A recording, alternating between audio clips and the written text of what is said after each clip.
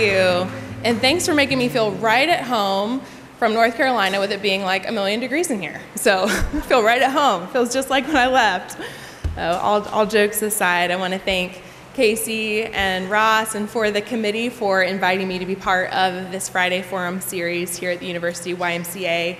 It's really an honor to be included in this long and rich legacy of scholars and thought leaders and authors and activists who get to share their ideas in this space. So thank you so much for having me. Thanks so much for making the time to be here, and I'm looking forward to being in dialogue with all of you. So before we dive into this topic of reproductive freedom, I want to say this. So I'm an advocate and I'm an author, but I'm also, and at the foremost, a pastor on this issue. And so what I want to say is what's most important to me about this conversation is not whether or not you think my ideas are right, but how you all are feeling in this moment, and that I care about each and every one of your human flourishing. So there might be parts of my talk that touch you very personally, and I just want to say right now, you've already gotten an out to go to class. If there's something that just doesn't feel right and you don't want to be in this space, that's fine, because I really do care about all of you, and I just want to say that before we get started.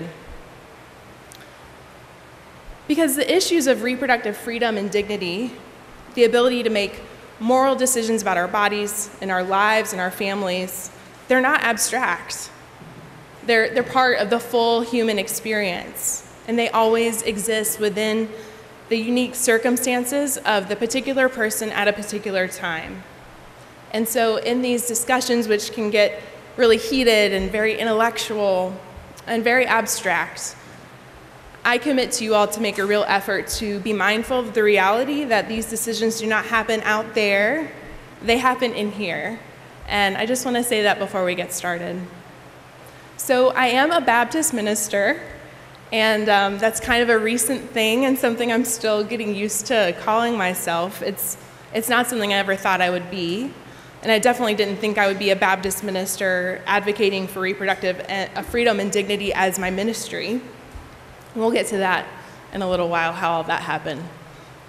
But when people learn about my work, and maybe this is some of you in this room, and they understand that I support the full range of reproductive health services available, including access to abortion care, they're really surprised and even a little off-put by it, and even maybe a little offended by it, because my work goes against our common ideas and constructions of who a Christian minister is and what a Christian minister can stand for ethically and theologically.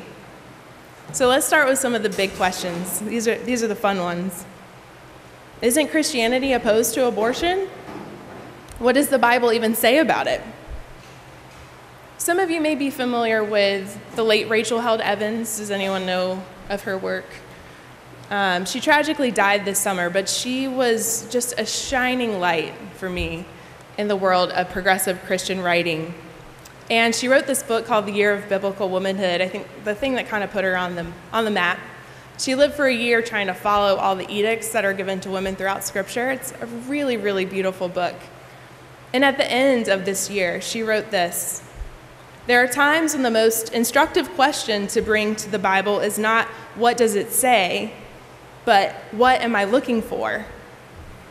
And this question that Evans raises is so critical because we all have motivations when we come to the sacred text. And when we go looking for something in particular, we look for an answer to a specific question, you will no doubt be able to find exactly what you're looking for. So what does the Bible say about abortion? Frankly, it's not very much. So there are a couple of texts from the Hebrew Bible, it's commonly known by Christians as the Old Testament, that are worth mentioning here. But they might not be exactly what you would expect from a sacred text. So the first one is from Exodus 21, verses 22 through 25. And I won't read the passages to you, but it deals with an instance in which a pregnant woman is injured in battle and experiences a miscarriage as a result of the injury. So as long as the woman lives, the text says, then the perpetrator is only required to pay the woman's husband a fine. But But if she dies as a result of the injury, the penalty is life for life. So we see, at least in this instance, a distinction in the value of fetal life and the value of a fully formed human being. Also, the woman is property. So we'll talk about that too. Another text is Numbers 5:11 through 31. And if you thought the first one was bad, this one's way more gruesome, and I will spare you the details. But it's a passage in which a man suspects that his wife has committed adultery. Doesn't have any proof, just suspects it. So the woman is forced by the temple priest to consume a concoction that acts as an abortifacient. And it's essentially a purity test, pretty unreliable one at that, to determine her sexual guilt or innocence. And her pregnancy isn't valued at all. This is, again, really about the woman being a piece of property. So I caution us not to read too much into these particular passages because women were considered property at the time. And I would argue that neither of these passages is particularly helpful or instructive for a contemporary ethic about reproductive freedom or abortion. But at least in answer to the question, is the Bible against abortion? There's an argument to be made then that at least in these particular passages, the Bible doesn't really support the idea of personhood at conception.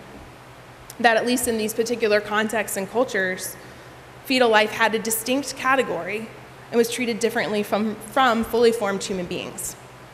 Now, there are other verses that people will often reference around the issue of personhood, like the verse from Psalm 139, "For it was you who formed my inward parts, you knit me together in my mother's womb."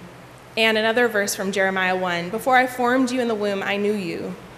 And some argue that these verses support a theology of personhood at conception.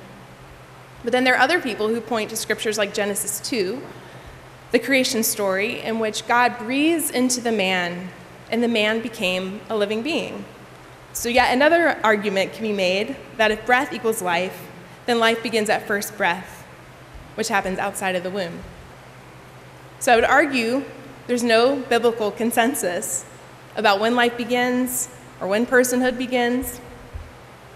There are times when the most instructive question to bring to the Bible is not what does it say, but what am I looking for? So as a practice, I try not to proof text.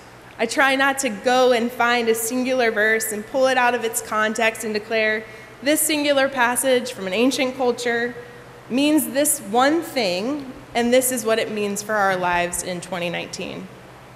Because if you're willing to do that, if you're willing to pull a passage like this, you can find a passage to support nearly any position on any issue.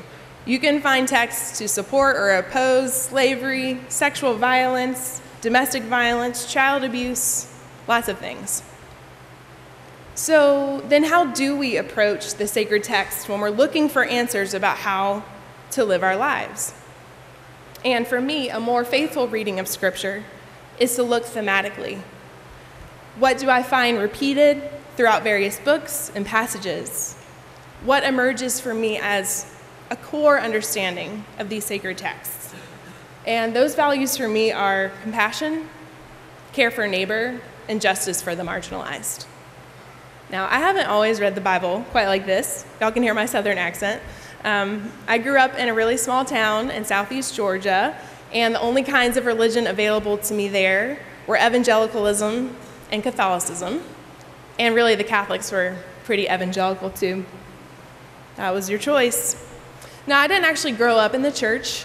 My parents did not drag my brothers and me to Sunday school every week or make us sit through boring sermons or baptize us as kids. So I didn't actually step into a church until I was about 8 years old. And that was when my grandmother, whom I called Honey, my oldest brother overheard my grandfather call her Honey, and that was her grandma name. That's how those things happen. She decided it was time for her to go back to church because she was diagnosed with terminal cancer. She'd been raised Southern Baptist in that kind of Alabama fire and brimstone sort of way, so church had not been part of her adult life until that moment, but as she got sick, she really wanted to return to her faith, and she took me with her, not to a Southern Baptist church, but to United Methodist Church. So church became the strongest connection that I had to my grandmother, and after she died, I took this little book she had in her side table that had excerpts from the Gospels. It wasn't the full Bible. It had pictures and all kinds of things. And night after night, I don't know if any of y'all did this when you were kids, but I would stick my little digital alarm clock like right here under my chin so it would illuminate enough because I was supposed to be asleep. And I would read from this little book, night after night. And I'm sure I could have just kept my light on, but I don't know. I wanted to be sneaky about it, I guess. And that was how I learned the Christian stories. I was so fascinated by them. I wanted to learn more about them, and I wanted to talk about these stories, and I really, really wanted to be in church. I wanted to belong there. But in order for me to do that, I had to follow some pretty specific rules. And they were things like, read your Bible every day. Just open it up and read something. Don't curse, don't drink, don't smoke, don't listen to non-Christian music. Don't get to be close friends with people who aren't Christians. That was big. Don't wear bikinis or short skirts. And definitely don't even think about having sex. This is when true love waits and purity culture was really ramping up. And I was pretty good at following rules in general. And the trade-off for the strictness of it all was a comfort in believing that I had all the answers I would ever need. There was a security in having so much certainty that I had finally found capital T truth that I was willing to go along with all of it, until I wasn't anymore. This faith tradition I'd fallen into was so sure of itself that to ask a question or to express a doubt was practically unthinkable there. And in other areas of my life, in school, in conversations with my parents, I was encouraged to ask questions. And as I grew into my late teens, I couldn't ignore this nagging feeling inside, the questions and the doubts that I tried to suppress. They were still there. They were just eating away at me. So in college, like a lot of us do, I kind of went rogue a little bit, and I started taking religion classes, which opened my eyes to the history of the church and theological differences that I had never been exposed to. I got to read feminist theology, and I got to read black theology, and I got to read liberation theology, and I started diving into some sacred texts that I hadn't read as a child. And I was surprised by what I found, y'all. There were women in the Bible. Who knew? I didn't know that. I'd never heard a story about a woman from the pulpit before. And there were all these women's stories. I was fascinated. Some of them were really hard to read. There were stories of violence and abuse, the kinds of stories that biblical scholar Phyllis Tribble calls the texts of terror. And there were among these pages of a book that I consider to be sacred and inspired by God was all of these stories in a tradition of women who were dehumanized and treated as property, who were raped and mutilated and coerced and used. And how was I supposed to reconcile the idea that this was a holy book with these terrible stories of women being treated as less than human? There are times when the most instructive question to bring to the Bible is not what does it say, but what am I looking for? And what I've gathered in my time studying passages, especially stories about women in the Bible, is that while there are very few passages that talk about abortion, there are dozens, probably more, stories of women's reproductive oppression in which women were not free to make decisions about their bodies or their lives, their families, based on their own moral conscience. And there were also women who found ways to resist those systems of oppression and to survive against all odds. So these are the sorts of stories that I write about in Womxn Rise Up that Katey was talking about. Stories of women like Hagar in the book of Genesis. She's an Egyptian slave who is forced to marry her slave owner and then is forced to become the surrogate for her slave owner family. It's an ancient story that sounds a lot like The Handmaid's Tale. But Hagar's story doesn't end there. She flees the abuse of her household, she goes into the wilderness, and there she encounters God. And they have this conversation with each other. Now, her story is not a story of liberation. God actually tells Hagar to go back to her oppressor, and we can have a whole conversation about that. But I'm struck by the ways in which Hagar claims her own humanity in the story. She's actually the only person in the Bible to speak and give God a new name, El Roi, the God who sees. There's also this great story in Exodus 1, maybe you've heard before, of Shiphrah and Puah, these two Egyptian midwives who serve the Hebrew women. And they decide to defy the demands of the Pharaoh, who's trying to suppress the Hebrew people, and orders them to kill any newborn Hebrew baby boy. And so they team up together and decide they're going to use the knowledge they have of what happens in the birthing room and risk everything, including their personal safety, to outsmart the Pharaoh and to protect the Hebrew people. And they actually get away with it. It's a great story. And when I studied the Gospels and I observe how Jesus interacted with women, I see the ways that he sought their liberation, whether that was physical or societal or religious or all of those things at the same time. So one of my favorite stories in the Gospels is a nameless woman who's been suffering for 12 years with hemorrhaging. And because of that, she's not only been terribly sick, but she's also socially isolated because of her condition, because the woman bleeding was considered impure and unable to move about normally in society. And so she finds out that Jesus is going to be coming through the town. So she decides to come up from behind him and touch him without being noticed. So she thinks, she said, if I can just touch the hem of his garment, I will be healed. And in that moment of her touch, she feels instantly she's been healed. And I think she probably was like, and I'm out of here. I got what I need. But Jesus says, who touched me? And the disciples are like, Jesus, there are people all around you. Like, lots of people are touching you. But he means who touched me and what power came from me. And I think about the woman's bravery, because she could have left. She could have gone and kept her healing and never shared, but she stops, again in an act of bravery, and she stops and tells Jesus her whole story. And he says, daughter, your faith has made you well. Go in peace. And what I love about this story is that the woman heals herself. She heals herself. She doesn't wait for permission. She doesn't ask Jesus to heal her. She finds the source of what she needs, and she reaches out for it. She is the catalyst for her own healing and her own wholeness. And Jesus affirms that. He calls her daughter. He doesn't care about the purity laws. He cares about her faith, and he calls her daughter. She's family now. So if being a Christian means being a follower of Jesus, then it means following his example of stories like these. It means affirming the moral agency of every person to make the best decision for their own lives, for knowing what they need. And it also means resisting any law aimed at perpetuating oppression or denying any person's moral agency, beginning with how people are able to live and exist and move in their bodies. When I was a student at Yale Divinity School, I had the opportunity to participate in 2 pastoral care trainings provided by the Religious Coalition for Reproductive Choice, of which I am now the interim ED. It's funny how life works out. And really, I did it not because I was so much interested in the topic, but because I was so hungry for something that wasn't abstract. I found the classroom to just be very esoteric and intellectual, and I thought, I want to do something where I can actually provide a service to people.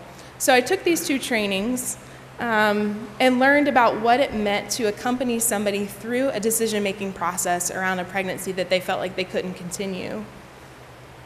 And when I was done with the training, I thought, I really need to use these skills. Have you ever been to a training that was great, and then you never get the opportunity to practice, and then you forget about the training?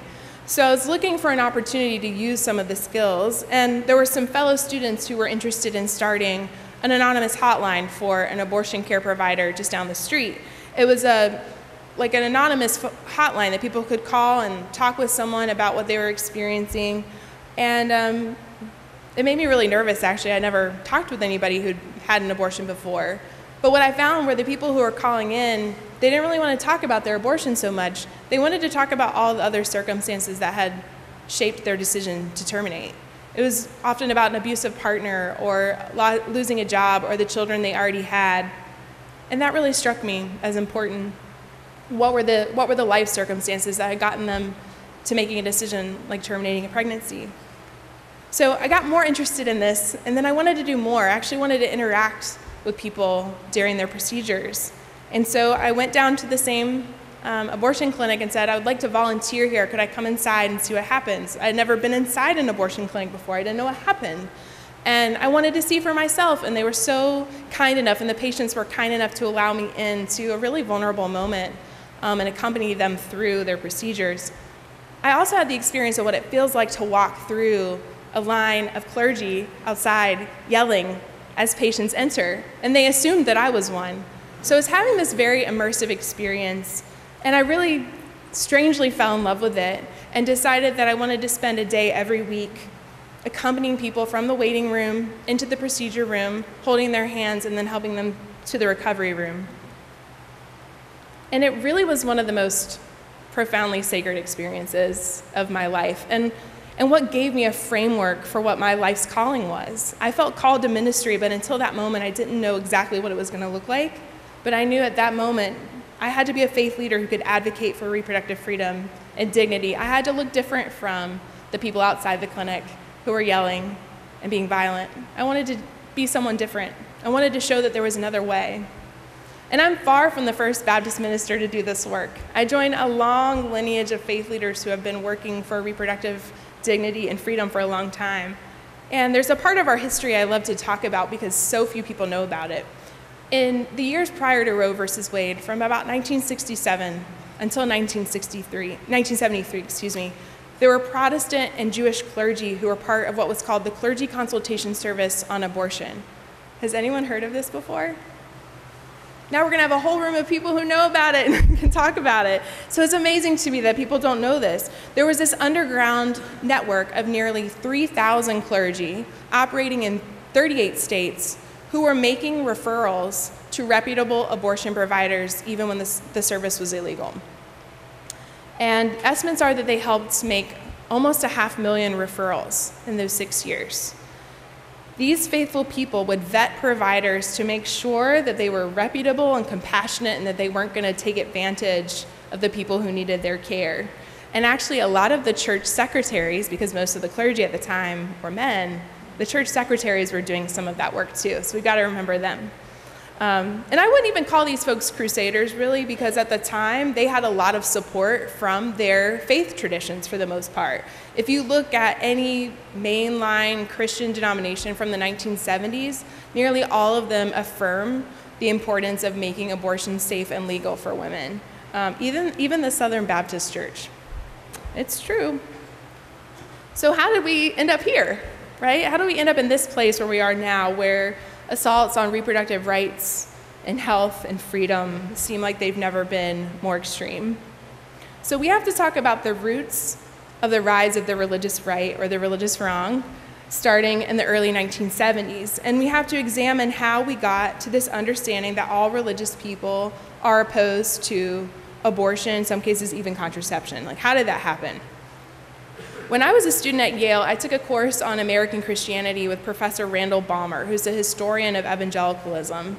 And his analysis was that the rise of the religious right was really not about abortion, but it was about desegregation. Roe versus Wade occurred within a time of broadening civil rights more generally. And Bob Jones University, which was started by Jerry Falwell, came under scrutiny by the IRS because they were refusing to comply with desegregation laws. In particular, they forbade interracial dating on campus. People of different races were not allowed to hold hands. And they were going to lose their tax-exempt status.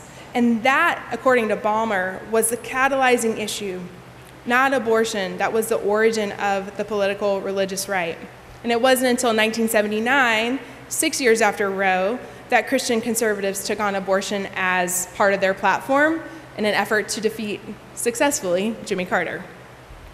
That's quite a gap of 6 years. So related to this political agenda is the theological emphasis and investment in evangelical Christianity on patriarchy. In short, men, and I mean cisgender, white, heterosexual Christian men, are ordained by God to be in control and in power. I mean, that is the underlying assumption. And one way of perpetuating patriarchy and upholding it is by controlling the reproductive lives of anybody who isn't male, who doesn't identify as male. And that includes opposing abortion, but it's so much more than that. It's about encouraging people to stay with abusive partners and calling it biblical. It's about opposing access to contraception, one of the most critical interventions in preventing unintended pregnancies, and insisting that it's God's will for every marriage to result in children, which is also problematic for people who are experiencing infertility or for whatever reason don't want a parent. It's about opposing women and LGBTQ people in the pulpit preaching. It's all connected to a much larger oppressive framework aimed at keeping white men in power. And that might sound really sinister, but one of the strategic mistakes we make is when we allow abortion to be extrapolated and used as a wedge issue when it actually exists within a much broader context. And I'm really thankful to the black women in the 1990s who formed the Reproductive Justice Framework. That might be something that you all have heard about before. But the Reproductive Justice Frame, or RJ Frame, brings to the surface the limitations of this binary of pro-choice and pro-life. RJ focuses on the needs of black women and other women of color and incorporates a truly pro-life ethic: the right to become a parent, the right not to parent, and the right to parent the children you have in safe and healthy environments. The founders of the reproductive justice movement spoke the truth that really opposition to abortion has never been about abortion. It's been about upholding the illusion of white supremacy and Christian nationalism and patriarchy. So we as advocates have to tackle a much broader agenda of issues that includes ensuring people who want to parent are able to in safe and healthy environments. As someone who's spent a lot of time counseling people who've had abortions and actually accompanying people through their procedures, I've witnessed time and time again how in these particular situations, access to abortion was what they needed for their bodies, for their futures, for the children they already had, and for their own lives. We have to look at reproductive freedom along the spectrum of a full life that at times requires contraception and sex education, at times requires abortion, at times requires prenatal maternity care, at times requires infertility treatment, and at times requires social and economic support for parenting. And as the parent of a almost five-year-old, we should have a conversation about childcare as well. So we can't extrapolate abortion from the full spectrum of needs that we all have. As a Christian, I believe that following the example of Jesus means offering my compassionate presence to other people and listening to their stories in the ways that he did. One of my phrases of late, and I Googled this to make sure no one else had coined it yet, but I think I'm the only person, or the first: resist simple answers to life's complex questions. And the mysteries of life and when it begins and death and what it means and in the in-between are questions that human beings have been struggling and wrestling with for millennia. And I think they are incredibly important questions for us to ask and to explore. And I think it's just as important for us to remember that as much as we long for it, we may never get the kind of clarity that we want to have about these really important questions. Some things will always be mysterious and unknown. And I feel like my calling isn't to parse out exactly when life begins or when personhood begins, but my calling is absolutely to be a compassionate presence alongside people making difficult decisions about their lives and their families. And what I'd like to challenge you all to do, and other Christians to do, other people of faith, especially those who disagree with me, is to spend some time really examining your views. Where did those messages come from? How do they align or not with your core beliefs? Spend some time thinking about it, and then practice talking about it with someone you trust. Because it's okay to have ambivalence. I want to say that. It's okay to have ambivalence about difficult issues. And I'm in the same boat. I have moral ambivalence about this and many other issues. But practice talking about it, because I think when we stop talking with each other, when we opt out of these kinds of conversations, we allow only the most extreme views to be the perspectives represented in the dominant culture. And that's in part why we are where we are. And instead of fixating so much on what we are against, can we work to imagine the world that we're trying to create? What is the vision for humanity, for this planet that we're striving for? Because eliminating abortion, or access to it, I should say, is not enough. What do we want instead? And I've long said it this way: I want every positive pregnancy test to be cause for celebration. What would that look like? That means tackling a whole host of things, including violence and poverty and healthcare and immigration, racism, and the list goes on and on. What do we want the world to look like? Let's start with that. I'm going to stay for conversation, but I just wanted you all to know I would love to stay in touch with you. You can find me on all the social media platforms at Katey Zay. There's actually a giveaway today, too, for my book and 2 others in a little bundle. So if you find me on Instagram and enter today, you might want a chance at my book, some other good reads. And if you don't win a free copy, you can find my book on Amazon, Womxn Rise Up, Sacred Stories of Resistance for Today's Revolution. You can find a free discussion guide on my website, kateyzay.com. And you can also listen to my podcast for free called Kindreds. Our episode 34 that we just released a couple months ago is all about this issue, so you might want to check that out. And I want to thank you all again for your time and for your attention and for sweating with me in this room. And I look forward to your questions and having some discussion.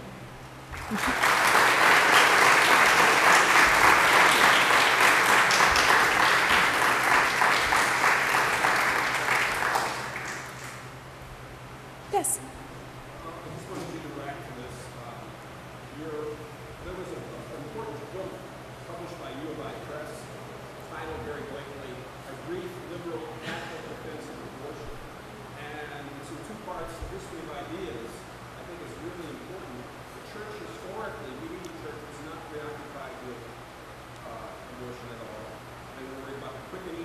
Mm-hmm. But they make the case that it was actually 17th century scientism that preoccupied with the homunculus, the concept of the little man. Uh-huh. Right, the women were just an empty receptacle. Yeah. Yeah, and then that was sort of what turned into this preoccupation with life begins, like conception, etc. And it's a very important book. What more argue like that? What was the title again? It's A Brief Liberal Catholic Defense of Abortion. It's 2007, New by Press. A Brief Liberal Catholic Defense of Abortion, right? So the evolution of the Catholic teachings on abortion, because there are assumptions that the Catholic Church has always been opposed to abortion since the beginning of time, and that's definitely not true. There's also a great organization called Catholics for Choice. If any of you are Catholic and looking for resources, I am not an expert on Catholicism, but they have wonderful resources that I'm sure dive into this and other topics. So please look them up as a resource as well. Yes, in the back.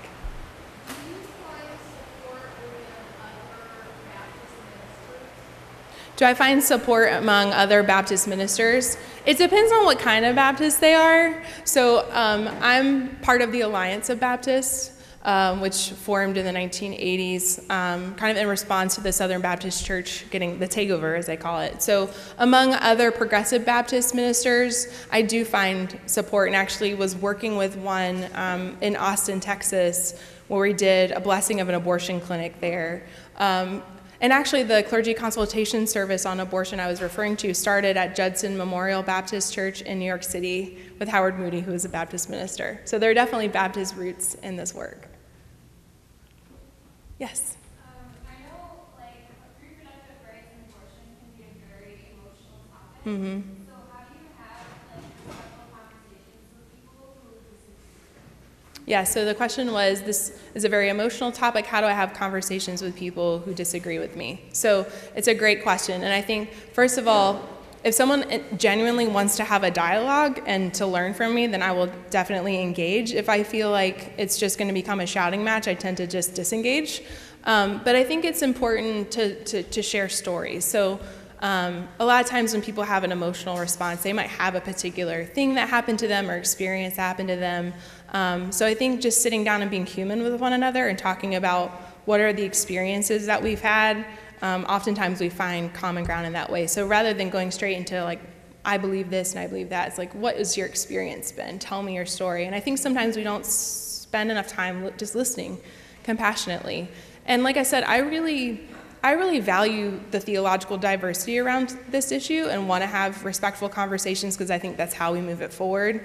I think where I have problems is when folks want to legislate their religious beliefs on other people. But if folks genuinely are struggling with the topic, I think that that's such a sacred conversation to have. So really starting again with where can we start at a human-to-human level and go from there?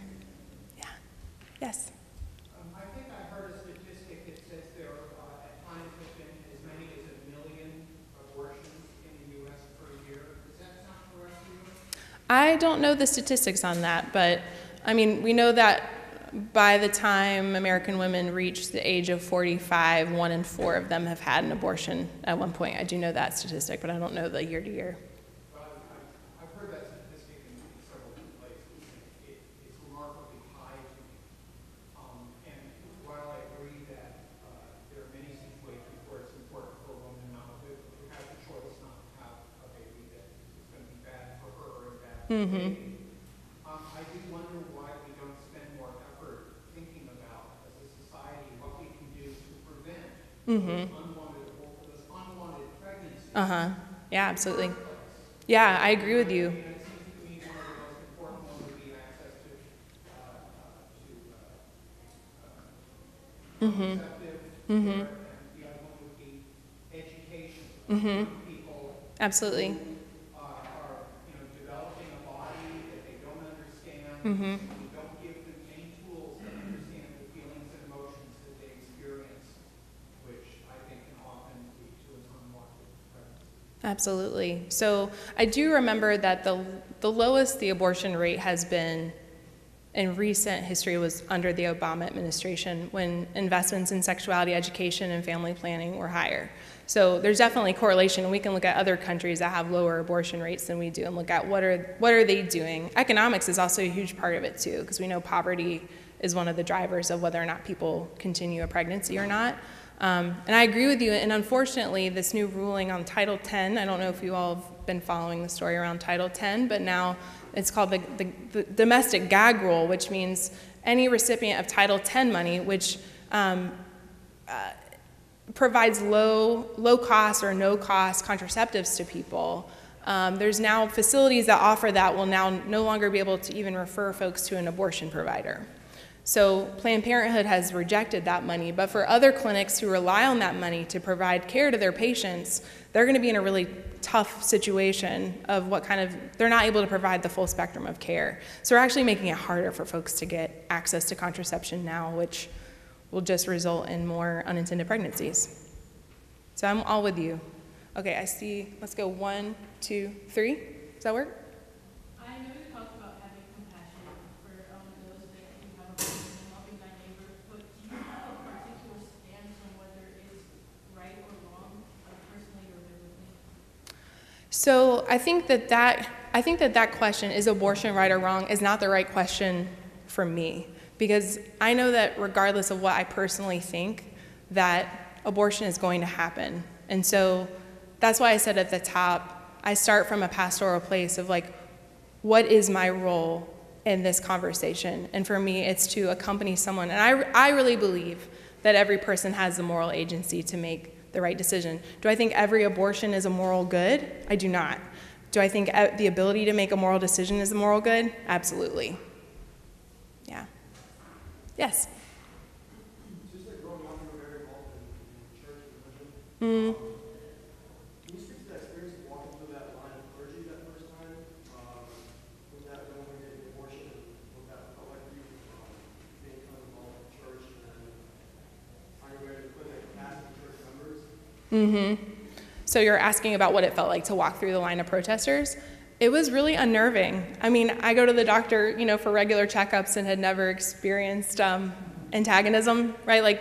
I hate going to the doctor anyway, but just picturing what it would, I was feeling what it felt like to have made a decision, this is what I'm gonna do, and have people trying to convince me otherwise. And I think my response was we don't share the same faith. That was what I felt. We are not we were not cut from the same cloth. The Christianity that you're practicing does not resemble mine.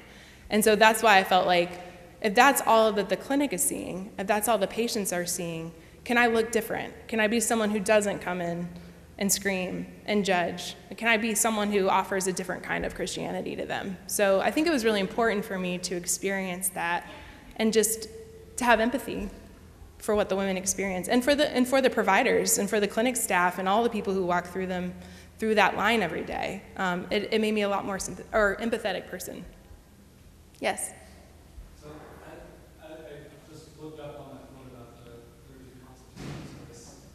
Yay. Myself, I think that's just the coolest thing. Yeah. Do you see something like that happening again as this assault on reproductive choice continues or grows? We've been having these kinds of conversations, and I think there might be a calling for a different kind of thing, but we're already thinking about, well, for some folks, there's already a post-Roe reality, because in, I think, at least 7 or 8 states, this is when I'm not a statistician, so don't get me, but there's only one abortion clinic, like, for example, in Mississippi, in Missouri as well. So there are some folks for whom they already don't have a provider, and some of this underground care, I think, is already happening, but we're definitely asking the question of what does it mean? What is it going to mean in a post-Roe world for clergy to be prophetic and make sure that people get the care that they need? I think it will look different, but I think there will be a calling. And I do see clergy who had been reticent to even talk about this issue being willing to talk about it from the pulpit. I think because it's gotten so extreme that folks feel like their silence, as Audre Lorde said, your silence will not protect you, that folks are speaking up and I think are saying, what can we do? What can we do? What tradition are you part of? You're a rabbi. Wonderful. Thank you. Yes. I was just wondering whether it's different today in terms of efforts to criminalize such efforts like that. I mean, I can imagine that if people were doing that now, there are some laws going into place that would put them in jail. And I'm Yes. wondering if we're looking at an era where clergy who pursue that line would be in prison. It's a great question, and I think you're absolutely right, and it's one of the distinctions between what was happening in the 70s versus now. There was not the same kind of penalization of the work that they were doing, even though I think they were taking risks in the 70s, 60s, and 70s. There was kind of a general public support for the work because people were seeing women dying. It was a public health concern. And so I think you're right that that is different. Like the kinds of laws that we're seeing, they're out to criminalize. They are out to be punitive to providers, and I suspect anyone who would help someone get access to an abortion. So I do think that it's going to be much more risky than it was in the 1960s and 70s. Yes.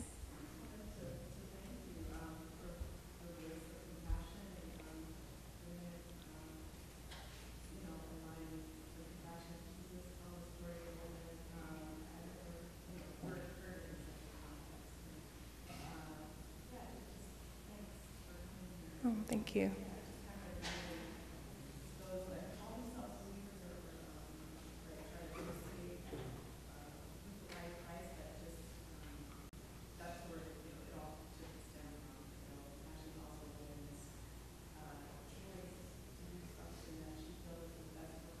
Mm-hmm.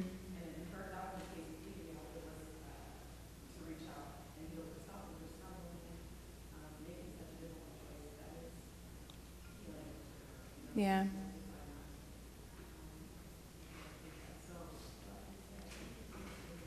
Thank you. Thank you for saying that. And, you know, sometimes we say there are situations in which people don't really have actual choices. And I think that that's what we should be working towards, is that people really can make the decision that they want to, that it's not shaped just by their economics or whatever, access to health care, that people really should be able to make the decision that's right for them. So even if, again, if there's disagreement around whether abortion is right or wrong, can we come together and agree that we can create conditions under which there can be human flourishing for every pregnant person? Yeah. A lot of people opposed to reproductive freedom do make their arguments based on the authority of Scripture. And so particularly from your experience as a member of the clergy, do you find offering alternate scriptural interpretations that have any efficacy?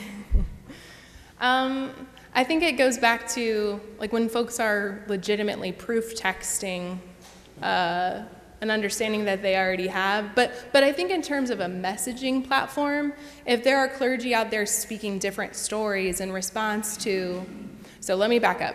I think that the movement for access to reproductive rights has become so secular and so defined legally that we're almost having two different conversations. And the opposition is very religiously charged, and then this is a very legal frame. So what I hope to do is to say, I can actually speak back to this frame using religious texts, whether or not it's effective in convincing those folks, but I think it could help shift the public narrative around what it means to be a person of faith and to trouble the idea that to be Christian means you're opposed. That's the theory. We'll see, right? Like, I'll keep doing this work and see if it keeps making an impact. Yeah. Any other questions? Yes.